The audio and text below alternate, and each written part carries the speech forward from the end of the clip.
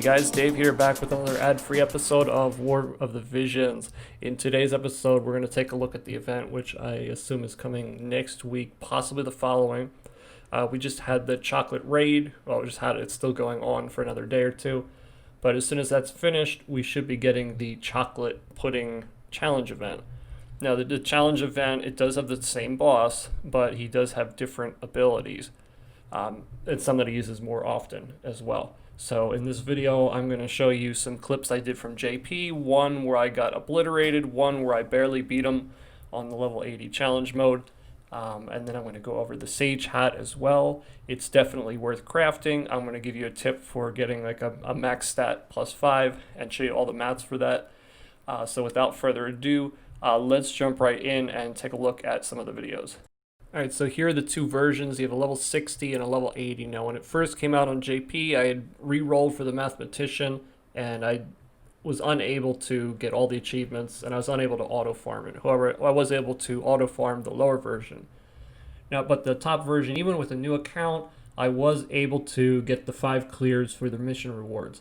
So, don't worry if you can't get the top one. You can still farm the level 60 and still get all the mats. It's just going to require more energy and more runs.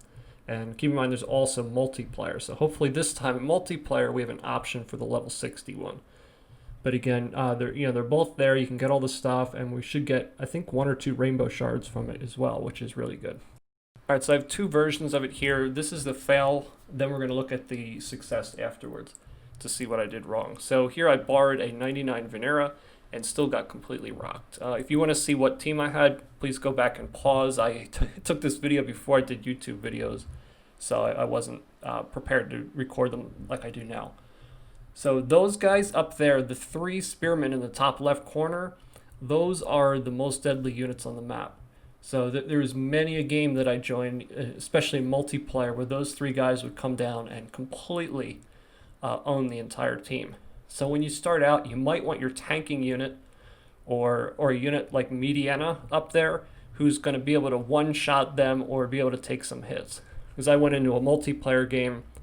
I also had a Catone with me as well, which is really bad because she's weak against wind and they're all wind.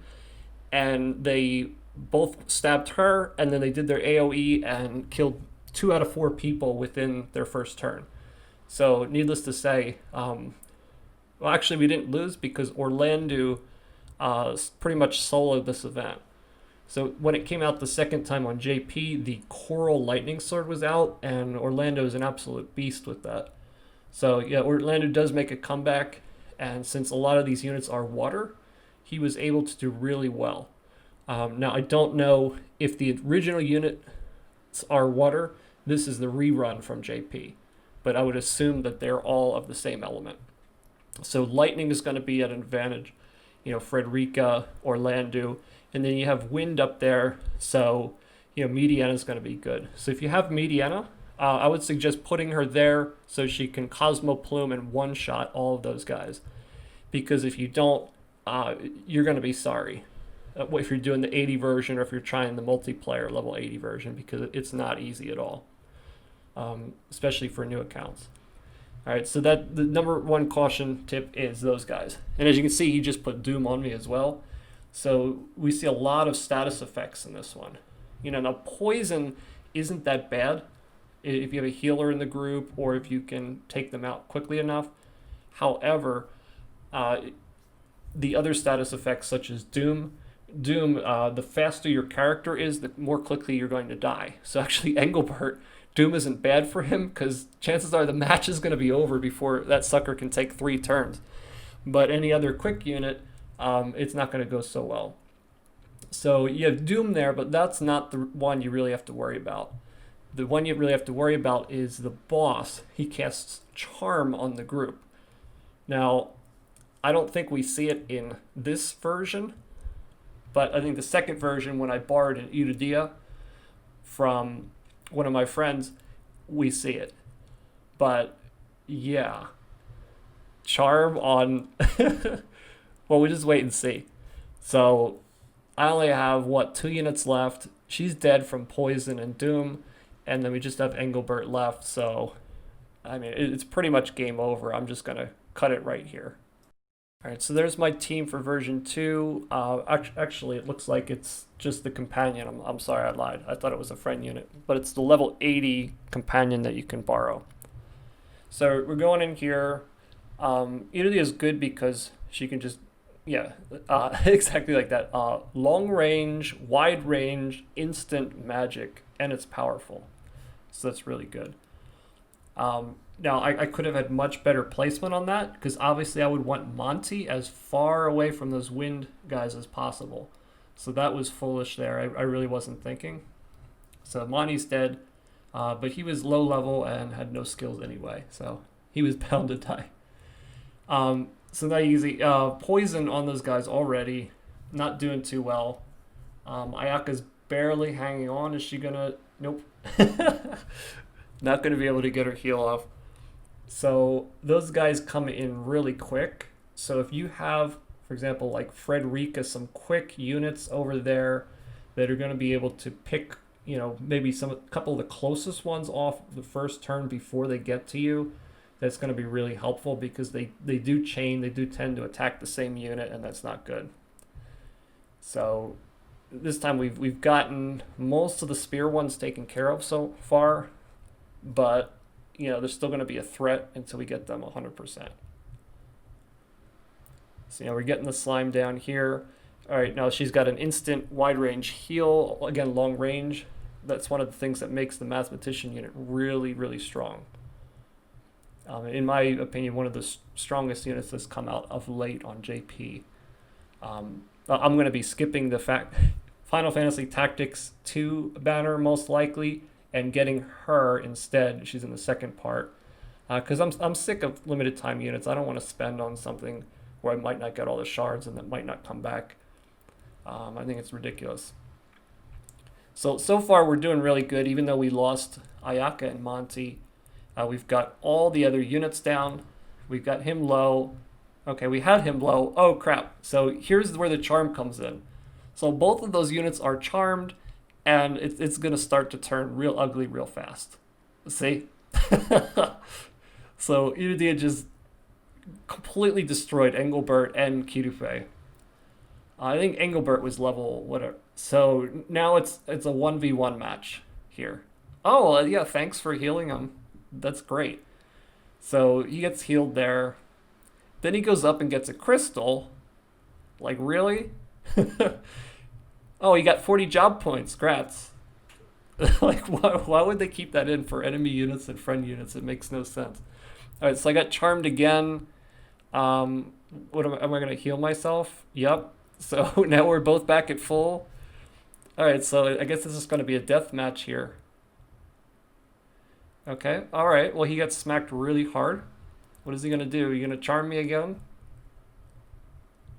Yeah, that's what I thought. And Ramu for the win there. So, wow. Yeah, that was by the skin of my teeth right there. But again, that was a new account, so you should be able to do a much better job. But again, you got to take out the Lancers, then the boss. All right, so we just saw failure, then we saw success. I'm going to give you recommended unit/unit types that I think would be best for putting this on auto farm so you don't have to worry about anything. All right, now in the top left, I would have one AoE DPS. Why? Because those Lancers, they're by far the deadliest units. They're even deadlier than the boss because if you let them go, they'll destroy your group other than like a tank unit. So I would have a unit as quick as possible, ice if possible. Midiana or Gilgamesh with Kotetsu, Cosmo Plume, Blizzaga, etc. will make quick work of them before they can move and take their turn. So want to get a quick AoE unit. If ice, that's the best. Okay. Then a tank, I would put them in the middle or on the Lancer side, just in case you can't AoE them down or the AI does something silly. Then you have that tank there to kind of absorb some of those attacks. Okay, then 2 DPS. Again, lightning is going to be best here. Range is going to be best. 2 on the right side. All of those units are weak against lightning. You don't need Orlando or Frederica, but they're going to be the 2 best ones. Obviously, Orlando He's an absolute beast on this map. And then I would recommend one healer that can dispel charm. So you might want like Ayaka in Green Mage or whatever, I forget what can do that, or another unit that's able to dispel the charm, because that charm is really, really deadly, as you saw in the video. The Udia killed my tank and another unit in one turn, one shot with that thing, and you don't know when the charm is going to be off. So if you don't have a way to deal with the charm with the boss, then even if you have a strong team, that might work against you. Like he could charm Orlando, and then Orlando could just one shot people left and right. So this is my recommendation for putting it on auto farm. All right, not much to discuss here. The Sage Hat +5, it's going to give you 8 dodge when it's the dodge version, which is really the only good version. +19, so you're going to get 27 dodge, 2% physical, and 7% magical damage reduction on it. So it's really good. And, ooh, that's not right. It says Zubeak. That's actually an Ogre Whisper. I copy and pasted, and I forgot to change it. I'm sorry. And then on the bottom right, that's the event. So it's going to be Mr. Chocolate Pudding again. But in my opinion, this one's harder than the raid boss because it doesn't just sit at range like and throw brown poo at you every 2 turns. This one actually comes up. He does AoE to the whole group, which hurts. And it does status effects, and that charm is really deadly. But for the Sage Hat, the trick is you put a couple hit point hammers into it once you get a +5 or whatever the highest rank you're going for is, and then you have 49 chances. So the least amount of points that you can get per level is 1. So don't use any seals on this thing.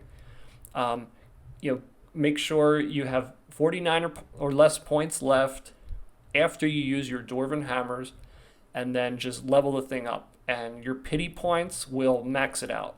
So any items that have low stats, you can pity roll them up without using your seals. I just leveled a +0 Alexandrite critical ring. I put like 6 or 7 Dwarven hit point hammers in that I'd been saving up since day 1. And then I just leveled it up without seals, and I pretty much maxed the whole thing out. I might have had to use 1 hammer or something like that. But this one, you can make a perfect version without doing any effort, really, and without wasting your seals. So I would definitely take advantage of that. All right, guys, so that's pretty much it for today's video. The dodge meta, yeah, it can kind of work. Here's a guild battle map. Yeah, guild battle map. Where I have my typical team, and this was round 2, so my Yerma was already dead, and I'm going up against a dodge team. Now they're all 89. I have 199 and 189, but it's still 3v2. And I actually got stopped as well. So you can see, even now evasion isn't super great. It's kind of hit or miss. But like I said in my other video, if you're doing PvP, you can dodge their team, right? They can dodge your attack, but you can dodge their team, so that equals greater than plus evasion. So if you don't have the accuracy and you see Venera, Ketone, or Shadow Lynx, that's like, oh hey, this is a dodge team, so I'm just going to dodge them, because in my opinion the Alexandrite ring +5 is not worth making, and in my opinion the crit is better. One, because I can dodge those teams in PvP. 2, because there's units with Sharpshoot and Glacialia later. There's guaranteed hit skills. 3, there's the free vision card that we get with the second Final Fantasy Tactics thing and other gear that has accuracy. And that's going to nullify a large portion of these units plus evasion.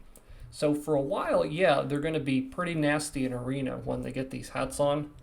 But Gumi doesn't like to make any one thing overpowered, and before long, what do we have, like another month and a half, 2 months before the Tactics event? So they'll have fun for a month and a half or 2 months, then after that, they pretty much go away. And then you can pick and choose what you want. The only time it might hurt you is a guild defensive team where you can't choose, or free match, if you like free match PvP and whatnot. But if you're hardcore PvP, then you definitely want a +5 aim version of the Alexandrite ring. But if you're not huge into PvP, like myself, then, critical is fine. Even a +0 is fine, in my opinion. I'm going to be going hardcore for the platinum robes and things in future events, but I just don't think the ones in current events are useful. So again, guys, thanks for watching. I hope to see you next time. Please comment, like, subscribe if you liked the content. And I will see you again, and good luck if you're pulling for Victor on the next banner.